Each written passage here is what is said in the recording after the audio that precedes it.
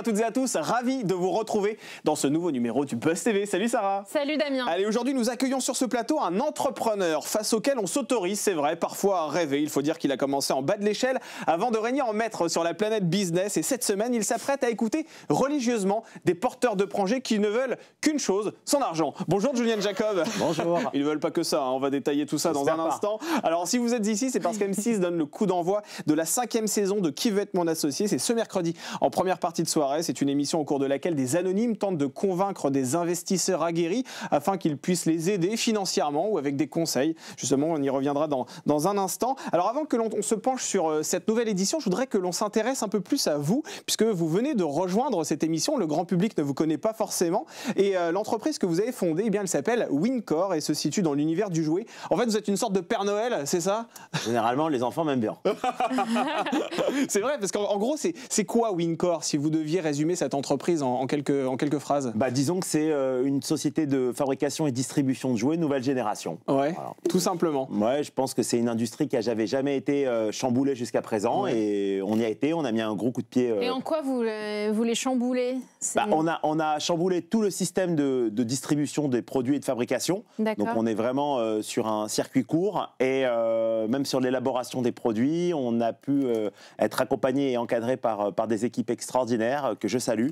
Ouais. Et notre travail, ça consiste à faire rêver les enfants. Donc dans la fabrication, vous êtes en circuit court, c'est ça, dans la fabrication des jeux? Parce que j'ai été voir un peu sur votre site là. Alors j'ai commandé moi du Miraculous, des poupées Peppa Pig aussi. Tout ça, c'est du circuit court, c'est fabriqué. En fait, si vous voulez, un fabricant de jouets classique va mettre à peu près 3 ans entre le moment où il développe un produit et le moment où il va se retrouver dans les magasins.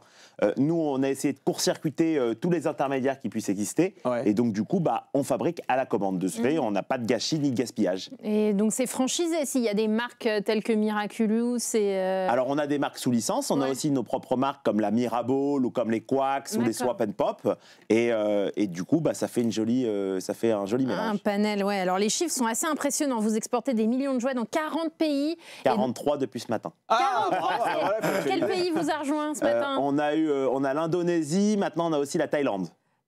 Félicitations. Dans 15 000 magasins à travers le monde, c'est quand même faramineux.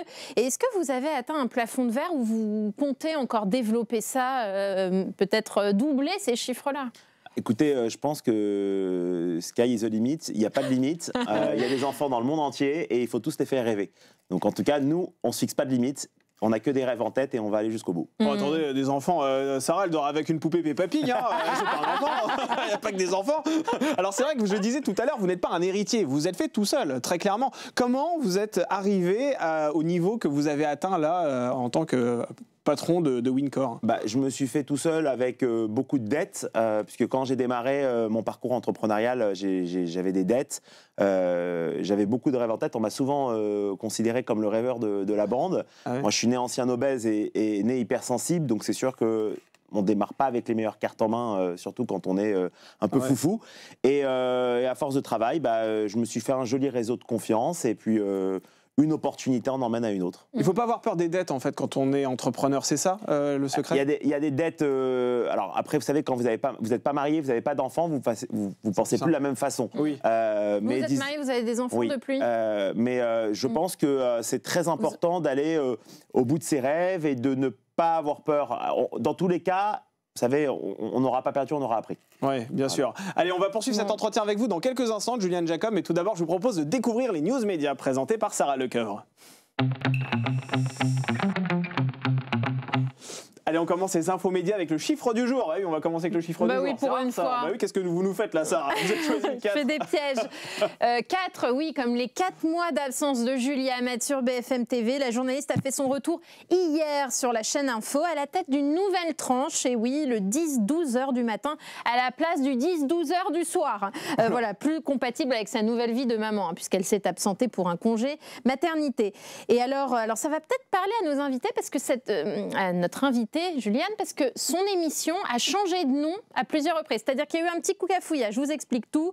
On a découvert hier que l'émission s'appelait Parlons Info, mais au départ, la chaîne avait communiqué sur le nom de Parlons-en. Sauf que c'était déjà pris par la concurrence. Pauline Paccard, journaliste à France 24, présente à la même heure et une émission du même nom. Donc forcément, la principale intéressée s'en est offusquée, l'a dénoncé ce week-end sur Instagram. En manque d'inspiration, BFM TV, c'est presque drôle, a-t-elle écrit. Alors ni une ni deux, BFM a renvoyé un communiqué avec la nouvelle appellation. Parlons-en avec Julie. Ils ont juste ajouté avec Julie, mais bon, visiblement ça ne suffisait pas. Donc finalement, ça a fini avec Parlons Info. Ah oui, effectivement, tu parles d'une différence. Parlons-en avec Julie. Alors c'est vrai qu'il ne faut pas froisser la concurrence, mais quand on grandit, force est de reconnaître que vous êtes forcément scruté à la loupe et que les problèmes peuvent arriver. Comment vous définiriez le monde de l'entreprise? Est-ce que c'est un panier de crabes ou bien il y a une véritable solidarité entre les entrepreneurs? Non, je pense que c'est pas du tout un panier de crabes. Je pense que c'est, au contraire, c'est une nouvelle vie. Ouais. C'est-à-dire qu'en fait, vous démarrez avec des nouveaux projets, des ambitions, des rêves, des conquêtes, des échecs. Et puis non, moi je pars du principe où, vous savez, pour moi, entreprendre, c'est le plus beau remède qui puisse exister sur tous les maux qu'on puisse avoir. Ah oui, à ce point-là? Ouais, parce que vous savez, il y a une phrase que j'adore, c'est oublie le mal et le mal t'oubliera. Ouais. Et c'est pareil, on a tous des petits mots ou des plus gros mots, et quand on entreprend, on a souvent la tête ailleurs et ça nous permet d'avancer. Oh, mais c'est beaucoup de soucis aussi quand vous entreprenez parce que vous n'êtes pas forcément sûr de votre business, vous pouvez avoir des couacs que vous n'avez pas forcément anticipé avant. Enfin moi, je suis désolé, j'ai jamais entrepris de ma vie parce que justement, je suis un gros peureux.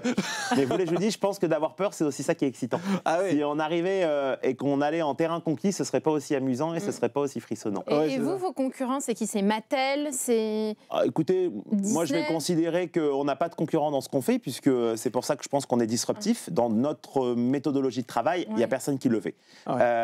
Aujourd'hui, on travaille main dans la main avec des partenaires, des grandes maisons et des grands studios nous demandent de fabriquer pour eux, alors même qu'eux-mêmes sont fabricants de jouets. Donc, ah oui, d'accord. Bon, là, vous avez réussi. Là. Ah oui, effectivement. C'est plutôt flatteur. C'est plutôt flatteur et oui, ça flatte beaucoup notre ego. Et vexant pour les équipes qui travaillent dans les mêmes entreprises. Mais bon, allez, on poursuit ces news médias. On va même les terminer avec le nouveau look de Léa Salamé. Ouais, c'était samedi soir. Dans quelle époque? Sur France 2, les téléspectateurs ont été surpris de découvrir la journaliste avec des lunettes rondes. Vous allez les voir à l'écran. Voilà, avec une monture noire un peu épaisse. Son acolyte Christophe de Chavannes a trouvé que ça lui donnait un côté working girl. Je ne sais pas si vous êtes d'accord, Damien. Alors, il y a une raison toute bête à ça. Hein. C'est un problème à l'œil. Ah non, d'accord. Pardon. Ça peut arriver. Non, un problème à l'œil parce que le matin même, elle n'est pas arrivée à mettre ses lentilles. Ça lui faisait mal, ça lui picotait. Donc, elle a préféré mettre ses lunettes. Et en tout cas, elle a reçu beaucoup de compliments de la part de ses invités, notamment Philippe Lelouch et Jean-Paul Rouve. Eh ben, quelle histoire, franchement. Mais c'est vrai que ça lui donne un petit côté bac+12, là, Léa Salamé. Vous avez raison. Alors, c'est vrai que le look, c'est important. Est-ce que vous pensez d'ailleurs que c'est très important quand on vient pitcher un projet, notamment dans Qui veut être mon associé, dans quelle mesure l'apparence physique d'un porteur de projet est importante pour peut-être que vous mettiez la main au porte-monnaie? Alors moi, je vous dis la vérité, je pense que l'apparence physique n'est pas importante. Ce qui est par contre très important, c'est les émotions et les énergies qu'on va dégager. C'est-à-dire qu'on a besoin de sentir quelqu'un qui est optimiste, qui connaît son sujet. Et encore une fois, moi, personnellement, je vais fonctionner plus avec mon cœur qu'avec ma poche. Et je vais avoir besoin de quelqu'un qui va me faire voyager pendant quelques minutes. Donc quelqu'un qui vient en jogging, complètement débraillé, vous en fichez? Je ne veux pas changer la personnalité de la personne. Si la personne a l'habitude d'être en jogging toute la journée, je ne vais pas lui demander de se mettre en costume cravate. Ce serait la changer et je ne veux absolument pas faire ça. Par contre, bon, il y a une tenue respectueuse à avoir, entre guillemets, mais si la personne est habituée à être en jogging, je ne vais pas lui demander pour le rendez-vous qu'on a de se mettre en... Et vous, tout à l'heure, vous avez dit que vous étiez un ancien obèse. Est-ce que ça vous a porté préjudice, vous, par le passé, quand vous avez débuté dans ce métier? Moi, bien sûr. Après, vous savez, c'est des cicatrices qu'on a au plus profond de soi. Moi, je suis un ancien obèse, j'ai été traité à l'hôpital Trousseau, donc je connais bien les hôpitaux. C'est pour ça que ça fait presque une dizaine d'années que je fais des donations pour les hôpitaux pour Noël. Et ça, avant même que j'ai une carrière dans la télé, on va dire, ou que je sois devant les caméras, j'ai toujours fait parce que ça fait partie de mes convictions. Et on sent effectivement que cet engagement caritatif est très important pour vous. Et on le voit dès le premier épisode de Qui veut être mon associé. On en parle tout de suite dans l'interview du Buzz TV. Donc la 5e saison de Qui veut être mon associé, c'est ce mercredi en première partie de soirée sur M6. Est-ce que vous diriez que vous avez croisé le Elon Musk français cette saison? J'ai pas croisé le Elon Musk français, mais j'ai croisé des personnes formidables avec des projets remarquables. Et je pense que véritablement, beaucoup de projets méritent de partir à l'international. Ah oui, vraiment? Ouais, parce que vous savez, nous Français, on a peur des frontières, on a peur des barrières. Et j'étais aussi comme ça. Hein, ouais. Parce que voilà, ça fait partie de notre culture et qu'on pense très français, etc. Je pense qu'il y a véritablement un très gros potentiel pour beaucoup d'entrepreneurs qui se lancent. Et vous avez eu des idées de génie face à vous, véritablement, des gens qui sont arrivés. Quelle est l'idée, par exemple, la plus incroyable que vous ayez vue lors de cette saison? N'essayez pas de me spoiler, je ne spoilerai pas. De donner un peu l'eau à la bouche. Coup de cœur, quoi. J'ai eu plusieurs coups de cœur. Ouais. Vous allez le voir dans l'émission. Je pense ne pas avoir été le seul. Il y a eu des projets incroyables avec des entrepreneurs qui étaient juste, waouh, vraiment percutant. Ouais. Mais je trouve que la sélection de la chaîne et de la production a juste été impressionnante. C'est-à-dire qu'il y a eu véritablement des profils avec des projets. Je sais véritablement je sais vraiment pas où est-ce qu'ils les ont trouvés. Ouais. Et comment qualifieriez-vous les investisseurs que vous êtes, enfin l'investisseur que vous êtes, vous et vos petits camarades? Écoutez, je vais parler... Comment vous vous démarquez? Moi, je vais parler en mon nom parce que chacun a sa façon de penser et parfois on n'est pas toujours d'accord, mais c'est ce qui fait aussi une jolie complémentarité sur le plateau. Ouais. Moi, je vous ai dit, je fonctionne avec mes émotions, je fonctionne avec mon cœur. Pour l'instant, ça fonctionne. Peut-être que je vais me prendre des tollés, mais c'est pas grave, les tollés, j'adore ça. Et vous êtes le bad cop ou pas? Est-ce que vous pouvez renvoyer quelqu'un chez lui comme ça alors sans tambour ni trompette? Vous savez, la barre de fer, si on essaie de la tordre, on n'y arrive pas. Il faut la chauffer. Donc, moi, je fonctionne de cette façon-là. Si j'ai affaire en face de moi un entrepreneur qui est véritablement sincère et qui croit en ses convictions, je vais aller dans son sens. Par contre, ça peut arriver. Vous avez des entrepreneurs qui ne connaissent pas forcément leur sujet. Ouais. Et là, je peux me fâcher. Et là, bon, là, ça va être intéressant. Vous êtes colère parfois. Oui. Je suis hypersensible, donc je suis soit très gentil, soit très méchant. On va pas poser les seules questions, alors on va passer de côté. Mais est-ce qu'investir quelque part, c'est un peu comme jouer au casino? C'est-à-dire que vous mettez 2 pièces dans la machine et vous espérez qu'il y en ait 4 qui ressortent? Alors non, parce que si vous voulez, et c'est ce que j'aime dans ce programme, ça s'appelle Qui veut être mon associé? Donc l'entrepreneur qui vient vous pitcher un projet, il a vraiment besoin et il souhaite un accompagnement d'un entrepreneur. C'est pas que de l'argent finalement, c'est ce que je disais tout à l'heure. Il y a aussi un côté conseil qui est très important. C'est pas du tout que de l'argent.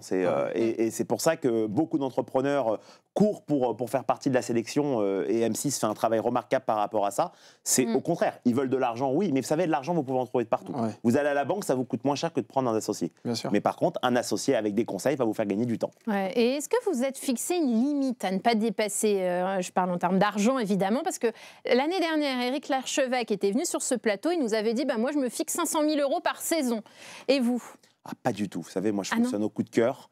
Vous ne savez pas qui vous allez avoir en face de vous et véritablement aucune limite en soi, puisque vous ne savez pas sur quoi vous allez tomber. Vous ne connaissez pas le montant de chaque investissement. Ça peut aller jusqu'à 2, 3 millions, 10 millions. Vous savez, il y a une phrase que j'adore, c'est quand on aime, on compte pas. Ah oui, oui. Non mais ça c'est dingue et nous on aimerait vraiment avoir cet état d'esprit-là parce que c'est vrai que dans cette émission, on vous voit parfois investir 20, 30 000 €, mais nous quand on va au supermarché avec Sarah et qu'on doit juste lâcher 150 €, on commence à transpirer à grosses gouttes. Non, alors comment vous faites? Toi surtout, oui c'est vrai. Non, parce que ne me mets pas dans le même panier. Oh ça va. Mais c'est vrai que franchement, voilà, j'aimerais bien être comme vous pouvoir dire non allez, je te donne 20 000 € pour ton entreprise. Mais comment vous faites? Enfin Vous savez, c'est entreprendre, c'est ça. C'est pouvoir accompagner, pouvoir aider des entrepreneurs. Et je pense que c'est essentiel. Il y a eu des cas, vous allez voir, qui ont été où je ne pouvais pas accompagner l'entrepreneur parce que je n'avais pas d'aide. Oui. Et donc, de ce fait, j'ai pris la démarche de faire des donations. Voilà. Mais si vous voulez, quand on accompagne un entrepreneur, il faut véritablement lui consacrer son temps et son énergie. Quand on ne peut pas l'aider, et ça peut arriver, vaut mieux lui faire un chèque et qu'il puisse continuer tout seul. Est-ce que c'est votre propre argent que vous misez? Parce que je suis sûre que plein de téléspectateurs vont se poser la question, ou alors c'est l'argent de votre société. Comment ça se matérialise? Comment? Pas du tout, c'est notre propre argent. On n'a aucune anti-sèche de la production. On arrive avec un bloc-notes et un café, peut-être 2 quand on est gentil. Et c'est tout. Aucune information, et c'est véritablement troublant, puisque vous ne savez pas du tout À qui vous avez affaire. Où est-ce que vous allez nager ? 1 minute 30 seulement pour vous convaincre. Ça, c'est juste incroyable. Mais dans la vraie vie, ça n'arrive pas. Si, ça arrive. Parce que quand vous êtes en face d'un fonds d'investissement, je peux vous dire qu'on vous assoit, le gars, il est en face de vous, il regarde sa montre avant même de démarrer à discuter avec vous et il est sur son téléphone portable en même temps. C'est une situation réelle et c'est pour ça que je trouve que la saison cette année est juste impressionnante et que c'est vachement monté en grade parce que on vous met dans une situation réelle. Ce n'est pas que de la télé. Ah, et ça, c'est vraiment comme ça que ça se passe quand vous investissez. C'est-à-dire que vous avez potentiellement quelqu'un qui peut lâcher 20-30 000 euros, qui est sur son téléphone et puis qui écoute que d'une oreille. Et quand vous êtes en fonds d'investissement, vous pouvez essayer d'aller chercher des millions d'euros et vous avez affaire à une table avec 3 personnes, les 3 sont sur leur téléphone portable en train de jouer à Candy Crush, quoi. Donc, non, mais c'est pas, dans la grande partie des cas, c'est toujours comme ça. Mais est-ce que ça veut dire peut-être que ces investisseurs-là ont étudié un dossier en amont ? Est-ce que vous, par exemple, avant de recevoir la personnalité qui vient porter un projet en face de vous, vous avez déjà étudié peut-être un dossier au préalable et vous savez à peu près ce qu'on va vous défendre ? Dans le cadre de l'émission, aucune information. Rien du tout. Rien, zéro. On a un bloc-notes, je vous dis, qui est vide. Le bloc-notes est vide avec un joli stylo et une tasse à café. C'est déjà ça. Et comment vous faites pour réfléchir, pour savoir si l'entreprise pourra être viable et vous allez pouvoir mettre des billes dedans ? C'est pour ça que ça se ressent sur le plateau. Parfois, il y a de l'excitation et de l'énervement en même temps, puisqu'on est dérouté. On est véritablement... Je pense que la situation, elle est hyper stressante pour nous, elle est hyper stressante pour l'entrepreneur qui vient pitcher, mais nous, on est à côté de 4 requins. Donc, les gars, ils vous regardent, ils regardent vos faits et gestes, on regarde qui parle le premier, qui parle pas le premier, et ça se bagarre. Hein, et il y a véritablement du fight. Ce que vous voyez sur le plateau, c'est véritablement ce qui se passe dans la vie. Et vous attaquez le premier, vous ? Moi ? Oui. Ça dépend. J'aime bien parfois laisser... Non, pas Snake, mais j'aime bien laisser... Vous l'attaquez à lui, vous dites qu'il est radin, moi vous dites que je suis Steak. Vous êtes très bien pour leader avec ça. Non, mais ça, il n'y a pas de souci là-dessus. Oui, ça c'est clair. Bravo. Il va pas avoir envie de revenir, le pauvre. Mais c'est vrai que parfois, alors vous n'avez pas de recul forcément, c'est votre première saison dans cette émission, mais est-ce qu'il arrive dans votre vie professionnelle que vous misiez par exemple 30-40 000 euros dans une entreprise et que cette entreprise malheureusement ferme 1 an plus tard ? Ça arrive ? Évidemment, mais ça fait partie du métier. Ça fait partie du... vous savez, on parle que quand on perd, mais on ne dit pas quand on gagne. Ça fait partie de l'aventure. Être un entrepreneur, c'est ça. C'est pour ça que je dis, moi, j'aime accompagner mes entrepreneurs et j'aime bien investir dans des projets que je maîtrise ou du moins où je sais que je vais pouvoir aider. Après... Vous savez, il y a des fois où vous gagnez, des fois où vous perdez. C'est comme ça, hein, il faut continuer. Vous avez dit oui tout de suite à M6 quand ils vous ont appelé ? Pas du tout. Quand la production... oui, parce que si vous voulez, moi j'habite aux États-Unis. Vous êtes entre Miami et Paris, c'est ça, il faut préciser. Exactement. Pourquoi Miami d'ailleurs ? Parce que c'est joli. D'accord. Non, et puis c'est pas ça, c'est que vous êtes, si vous voulez, moi je travaille beaucoup avec les États-Unis. Je travaille avec des enseignes comme Walmart qui est 10 000 magasins, Target c'est 1900 magasins, etc. Et Miami ou Montréal, c'est la time zone qui est parfaite avec l'Europe. J'habitais avant à Los Angeles en Californie, mais il y avait 9 heures de décalage horaire. Avec l'Europe, je peux vous dire que c'est très compliqué. Oui, Miami, c'est le bon... C'est comme New York, c'est très bien. Donc à cause de ça, vous avez hésité avant de participer à l'émission ? Oui, parce que ça nécessite une implication. Je sais que l'entrepreneur que je vais accompagner, il va vouloir m'appeler le soir, il va vouloir m'appeler le matin quand il y a des problèmes ou quand il y a aussi des succès. Et je peux pas lui dire que je peux pas répondre. Quoi. Mais concrètement, qu'est-ce que vous y gagnez à participer à Qui veut être mon associé ? Parce que vous n'avez pas besoin de ça finalement. On a accès à des super deals, on est très content, on rencontre des entrepreneurs juste... incroyable, et je peux vous dire que moi, il y en a plus d'un qui m'ont complètement chamboulé émotionnellement. Ouais, c'est ça, c'est l'émotion que vous recherchez en fait via cette émission. Vous savez, comme toute personne sur Terre, on recherche à vibrer. On aime vibrer, et moi personnellement, vibrer, ça me fait avancer. Et est-ce que les caméras peuvent altérer aussi votre jugement ? Est-ce que parce que vous savez que vous êtes filmé et que, on va pas se mentir, Qui veut être mon associé, c'est aussi une émission de divertissement, est-ce que vous pouvez à un moment donné être tenté de mettre des billes dans une entreprise pour laquelle vous n'auriez pas forcément eu d'intérêt hors émission ? Alors, je peux vous assurer que déjà les caméras, une grande partie des caméras sur le plateau, volontairement sont cachées. C'est-à-dire qu'elles sont dans des boîtes, dans des coffrages, etc. Et vous oubliez véritablement les caméras. C'est juste impressionnant.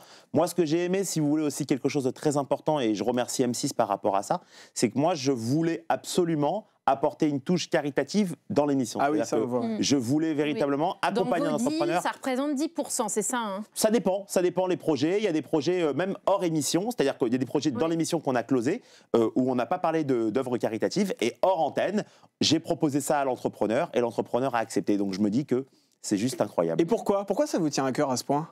puisque moi, je suis un ancien obèse, j'étais suivi dans l'hôpital Trousseau, je connais bien l'hôpital Necker, je suis né hypersensible, on s'est beaucoup moqué de moi, j'ai connu l'harcèlement. À 22 ans, j'ai eu un très gros problème de santé au cerveau. Ouais. Donc, je sais ce que c'est que malheureusement les milieux hospitaliers, et je pense que c'est ma façon de le rendre à la vie, tout simplement.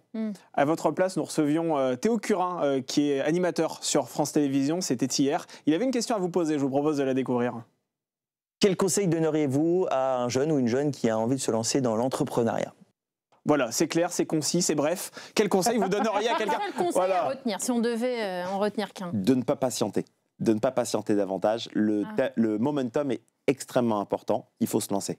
Dès qu'on le sent, on y va ? Dès qu'on le sent. Vous savez, ce sera toujours trop tôt ou trop tard. À un moment donné, il faut y aller. Et puis, encore une fois, ça marchera. Et si ça marche pas, on aura appris. Mais c'est quoi l'idée de départ ? C'est quoi le plus important ? Est-ce que c'est l'idée de départ parce qu'on a l'impression d'avoir trouvé du pétrole et on veut investir là-dedans ? Ou bien est-ce que c'est la façon dont on va gérer cette idée, même si elle n'est pas forcément très bonne ? Les deux. Vous savez, il y a beaucoup d'entrepreneurs, et j'en fais partie, qui ont des rêves. Après, ce qui est souvent très difficile, c'est de les mettre en place et c'est de faire ce qu'on appelle l'exécution. L'exécution, vous savez, c'est comme si je vous dirais demain, inventer un nouveau Google, c'est très bien d'avoir l'idée, mais il va falloir la mettre en place. Par quoi démarrer ? Et je pense que c'est très important. Donc, il faut un peu des deux. Il faut avoir des rêves, il faut avoir des idées, c'est très important. Et en même temps, avoir un petit peu la tête sur les épaules pour pouvoir avancer, mais pas trop. Et puis de l'entourage aussi, on ne peut pas se lancer seul. C'est-à-dire que quand on veut lancer, par exemple, quelque chose de très innovant, si on n'est pas ingénieur, si on n'est pas spécialiste en informatique, il faut pouvoir s'entourer aussi des bonnes personnes, j'imagine. Il faut s'entourer. Moi, personnellement, je me suis lancé, et quand je me suis lancé seul. Je vous dis, je suis un autodidacte. Non, à la base, j'étais dans l'immobilier commercial, donc j'ai revendu ma première activité quand j'avais 24 ans, et c'est à la suite de ça que je suis parti aux États-Unis quand j'ai eu mon problème à la tête. Mais j'ai démarré tout seul. Donc, parfois, vous savez, je vous dis, ça fait plus de 10 ans, et j'y repense encore, et je me dis, et si j'avais continué, j'aurais peut-être fait ça, Et vous savez, c'est très drôle, parce que je me revois 10 ans en arrière. Mais je pense que ce qui est très important, c'est de se lancer. L'entrepreneuriat, c'est vraiment quelque chose qui est juste magique. Et encore une fois, on est français, on a une sensibilité qui est différente de les autres, on n'a pas conscience, mais il y a beaucoup de projets qui méritent d'être connus à l'international. Alors vous, c'est très intéressant parce que vous avez un pied aux États-Unis et un pied en France. Et c'est vrai que je voulais parler avec vous un petit peu aussi de fiscalité. Parce que hier, le Premier ministre a activé, vous savez, l'article 49.3 pour faire passer son projet de loi de finances. Et dans ce